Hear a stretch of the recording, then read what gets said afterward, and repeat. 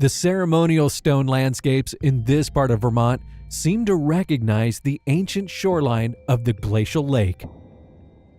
On this hill that was once a peninsula, there is a stone row that is easily visible on LiDAR but hard to see in person.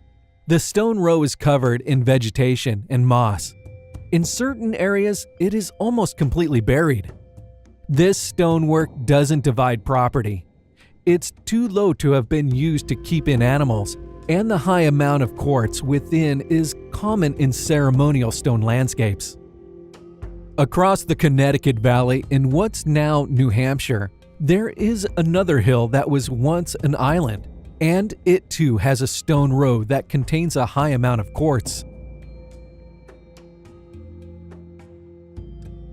This row also incorporates bedrock by curving uphill into it.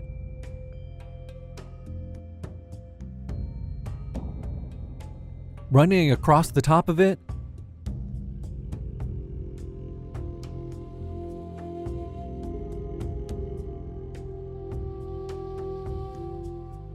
and continuing down the slope, ending abruptly above the ancient shoreline.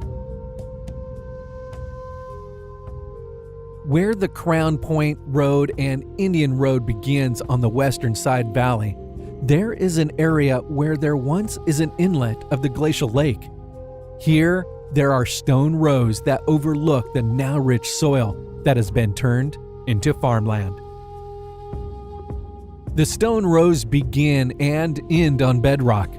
This kind of work is what could be classified as a ceremonial stone landscape. It doesn't serve any agricultural needs or divide the land, but it's extremely well built on the bedrock, something a self-sustaining farmer most likely wouldn't take time to create. Not far from the ancient inlet is a longer stone row that is like the one in New Hampshire, begins right at the now gone shoreline. The stonework travels up the small mountain until it reaches a large boulder that looks towards the valley below. Further inland, there is another inlet a short distance above where the glacial waters were.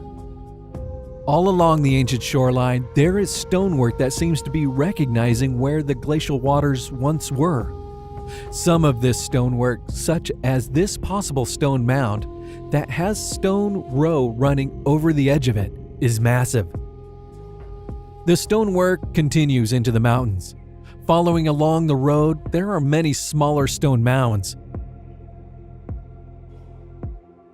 serpent effigies,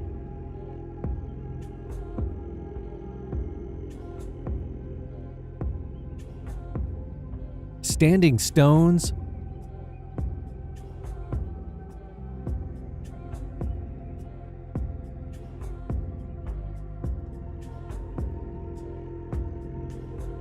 stone-lined pathways,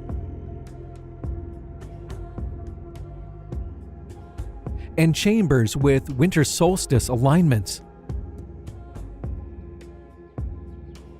This could possibly be the work of 12,000 years of people using this natural passageway through the mountains until the dispersal of the Abenaki from the area in early to mid-1700s.